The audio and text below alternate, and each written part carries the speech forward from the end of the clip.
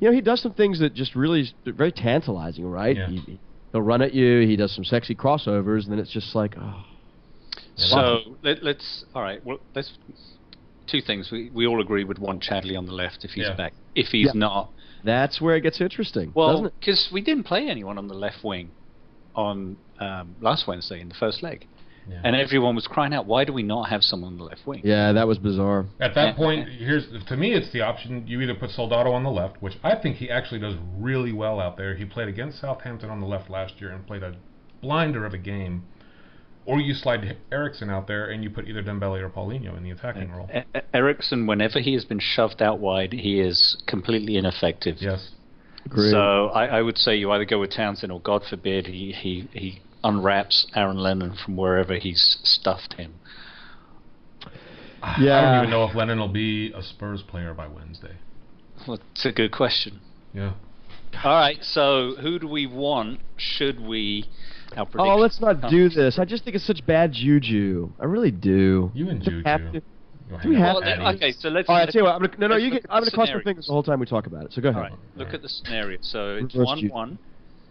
Liverpool absolutely battered Chelsea on Tuesday, and they did. Yeah. Mourinho again had his head up his ass and said, I don't know what game you were watching, so... Yeah. We know that Chelsea are probably going to be a little shell-shocked, but Liverpool didn't exactly set the world alight, drawing blanks with Sturridge is back championship strugglers. So, and we know that Chelsea, other than the other day, have not lost a lot at home. However, going back to that away goal rule, it would have to be 2-2 for Liverpool to go through after extra time. Right. It would actually have to be 2-2 at full time before that could happen. Alternatively, if it was 1-1 again, then they'd go to penalties at the end of extra time. I don't see Liverpool winning there. Yeah. To be honest. Not in full-time regulation like 1-0, 2-1. On the heels of being embarrassed at home by but they didn't play their strongest squad either. Oh, they didn't. Yeah. No. Well, again, both teams did not do well on the weekend, so I think that cancels it out. And it's going to be a case of can Liverpool produce the form they did on Tuesday, then they might stand a chance. But I don't think so, and I'm going to go for Chelsea, which I don't want. I'd rather face Liverpool in the final. Yeah. If we make it. Yeah. Cross your fingers. Okay. Yeah. Move on. Are we good? Can we move on? Yeah. Okay. You can breathe now, Sam. All right. So that game's Wednesday, and we will. It's on telly, right? We don't know. We're trying to find out. Because I would love to be able to go to the pub and watch. Anyone out there? Is it on the telly? Let us know. In America. Yeah, I think I might join you if it's on, mate. Good. So let's segue into this transfer window business. Naughton for $5 million to Swansea was finalized. I don't think anybody is shedding any major tears. Close the door behind you and shut off the lights. Tidy bit of business. Absolutely. And I think everybody on the saw the writing on the wall when Yedlin came back over from his loan at Seattle, and with Dyer playing out there and Kirikesh playing out there as cover for Walker, he was expendable goods. So good bit of business. $5 million for him. Yeah, wish him all the best too. I mean, he was a good. Not? Yeah, I think he was a character. He was generally, I think he was known as a pretty good guy in the dressing room, and so wish him all the best. And not to waste a bunch of time on Naughton, but how levied did Sheffield United get? Just so happens we played them this week, that they did not get any return money for a sell-on clause that was in his contract because he didn't get sold for more than his value at the time of the purchase. That happened this week. Yeah. Gotta love him. Yeah, gotta love Daniel Levy. Center forwards, the two that I've heard the most of, we heard some Carlos Bacca noise and whatnot. Jackson Martinez, $27.5 million for a 28-year-old striker. On your bike, mate. Thank you. He doesn't even start. Danny Ings, $5 million, 22 years old. Can't argue with that. Yes, I've always had a bit of a fancy to him for $5 million. I mean, it's almost like throwaway money in this day and age. He's 22 years old and he bangs goals in. I can't think Burnley are going to accept only $5 I don't think they when they know our track record. Well, you spent 26 on Soldado, so I think we'll go for 15 million. Yeah. Hey up. He's out of contract up at Turf Moor, so Burnley knows he's gone. They know he wants to play for a bigger club. He's made no bones about the fact that he'd actually like to play for Tottenham, and Tottenham have made no bones, I think, about the fact that they wouldn't mind having someone of his talent level in the squad. If it's 5, 6, 7, or 8 million, for someone who's about to be out of contract in a few months, I think that's a good bit of business. That's basically like trading Naughton for Ings, and who wouldn't do that in a heartbeat? Yeah, that's actually a very good point. I was getting ready to say that I was going to owe Gab Marcotti an apology, but you're right, I forgot about that, because they're not going to get any value for him, and he's certainly not going to re-sign with them. Yeah. So yeah, maybe that's probably the more plausible of the deals. And look, if you can score for Burnley, surely you can score for us. I mean, and score at a better rate than the guys that we have, the players that we have playing for us now. Okay. So a couple of midfielders have been mentioned this week. The Yevhen Konoplyanka rumors. He's kind of been on and off the radar since last year. There was a lot of rumor and speculation that he never wants to leave the Ukraine. He would get very homesick, and that's kind of a worry you have with him. The Ukraine is not all that far away from Europe. I mean, it's just on the other side of Croatia, and I think that a European transition would not be as bad as maybe he thinks it out to be. With the unrest in the Ukraine, I've heard recently, yes, I want to go ahead and try England and see how this works out.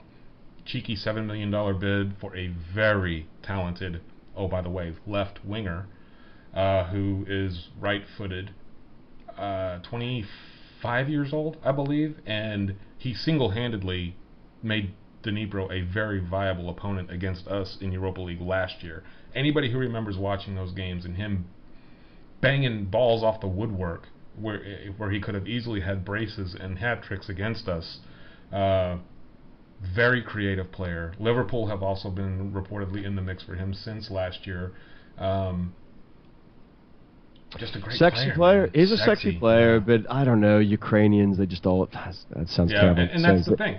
And I just the ghost of Sergei Rebrov and you took the words right out of my mouth. And then of course it's just haunting. It just no. But I know who you're going to say next. Yeah, and Memphis Depay. Memphis Depay. You know how much I rate him. Double the money, but I think again a very young player who you were gonna. I think you get him on the cheap because 2 years from now he could be worth twice the money. Easily. Oh, absolutely, and he does it all. I mean, he can do everything. He can score. He can provide service.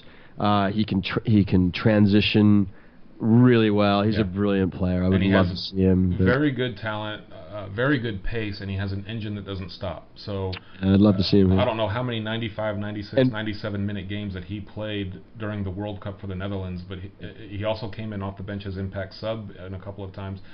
Yeah, and you talk about a player that you have to think that he's the kind of player, because he plays in the league that he plays in, that's far more ready for Premiership style football than the kid in Ukraine. Yeah, and the two rumors attributed to him. One says a couple of weeks ago he said, "No, I want to stay and win the Eredivisie."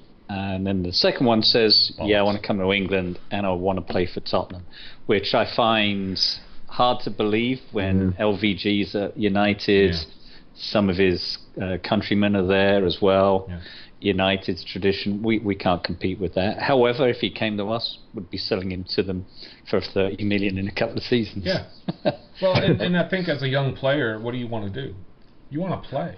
If he goes to United, he is not going to play every week. Yeah, and it's going to be even if he were to come to us. The wage system, I think, in the Dutch leagues is such that he's going to get a gigantic boost even if he were to join us, and even knowing how stingy we are with player wages. So he's going to get a gigantic raise, and to your point, he'll play. Yeah. He'll play every week. Yeah. So maybe that does mean something to him. And Hector Moreno, he's been kind of battered around. Apparently, a very solid, because he played at Espanyol, probably Pochettino likable type player. We're kind of stopped at center back though, so unless you go and sell Vlad or, dare I say, Dyer or even Kabul, I would much rather get rid of. There's not a spot for him.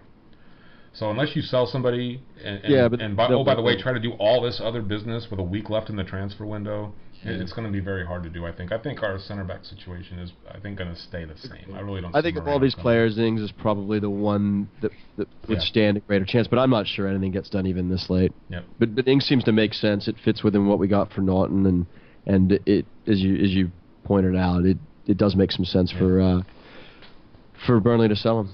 And the screw football, I'm done moment of the week. Martin Odegaard, 16 years old, 80 grand a week from Real Madrid. Are you fucking kidding me? That's unbelievable, isn't it? Unbelievable. And look, I've only watched YouTube videos, but he doesn't look that great. He looks like when I was watching videos of Joe Cole 15 years ago. Right? Yeah. It's like the kid in the playground saying, "No, it's my ball. I'm going home now." And Real Madrid has done that. Says, "You know what? You can't have it, so we'll have it." Yeah. Yeah, it's like the Norwegian Freddie Adu. Yeah, you know what? So NBC Sports just tweeted their transfer rumor roundup, and Yevon is now tipped to go to Everton. Really? Who? Is it? Yeah, I'm tired of listening to the rumors. So we've got less than a week, or about a week. So when's it officially? Enough of that nonsense. When we're on the show next week with Rob White and Davey Elder, whoops, cat's out the bag there. We'll know what's what, right? Yeah, we'll have either completely bollocked it up, or we'll have gone and done another deadline day Rafa moment. And I'd like to see the second one. I don't see it in the winter window. So move on next. Hey, very quick question for the both of you. Yeah. Would you, if I gave this to you right now, said, okay, you can beat Sheffield on Wednesday, but you have to lose to West Brom on the weekend? Oh. Do you take it? Deal or no deal? Say that again. Okay. Deal. I think so too. Yeah, I'll give you a Sheffield win midweek, but you have to lose to West Brom on the weekend. Oh, I take that deal in a minute. Yeah, because I want to go to Wembley. I want to win a trophy. Fuck it. Yeah. All right. Fair screw enough. the league. I mean, really. Yep. It's going to be hard enough. Yeah. All right. ESPN FC 22 minutes ago just tweeted out that Tottenham have plans to add Memphis Depay and Danny Ings this month. That and more in today's transfer talk. And here's the link. Yes. So we'll see what happens, but that would be so epic. Really. And Kenny, what's your F-bomb count up to, mate? I know, right? Talk about making up the entire season. I haven't heard one all season. And it's about 10 already. He said this C word on Twitter today. I haven't had a tweet from in weeks, and he says "cunt." I was like, "Oh my god, Kenny!" Now you have too. Oh yeah, there you go. Thank you. But I didn't say thunder cunt though. Oh, I just did. I got it out. Yes. Oh, see, I always use a little Cockney rhyming slang, so I'll always say Helen. Helen Hunt. See you next Tuesday. Moving on. All right, let's do something that's worthwhile that someone may actually want to get some education from. Book review: The Glory Game by Hunter Davis. I know, Simon, you are a big proponent of this book, and I want to hear everything that you have to say because I, for one, have yet to read this one. Well, I've got to get my serious head on now. So, if anyone remembers The Glory Game, it came out in 1972, and it was funny while we are on air, I was just reading snippets of the introductions. He's actually I've got the 92 version. It's got Gazza's free kick on the cover, and I think he's released it 4 times up to that point. I don't know how many editions have come out since. Actually, wow, I've got the 94 version. Sorry, but he's got the forwards in there from every edition he's done and why there have been updates. So it's a pretty big tome, 346 pages. He was saying, though, that he's only got one first edition. It's probably one of the rarest football books out there because it was very groundbreaking, the fact that a reporter was allowed to spend an entire season with a club was almost unheard of, and for someone like Bill Nick to even agree to that is mind-blowing. So from that viewpoint alone, it makes it one of the most intriguing football books to read. As I say, it's one of the oldest ones out there, being over 40 years old now. But if you can pick up a copy, it doesn't matter which edition, because it's the content rather than the introductions or the multiple appendices that he's added into the book. It is just a fascinating volume to read. I haven't read it since I picked up this copy, so it's been about 20 years. But I was absolutely enthralled and probably set me on my way to filling my library with multiple Spurs books. And of course, what a season to pick.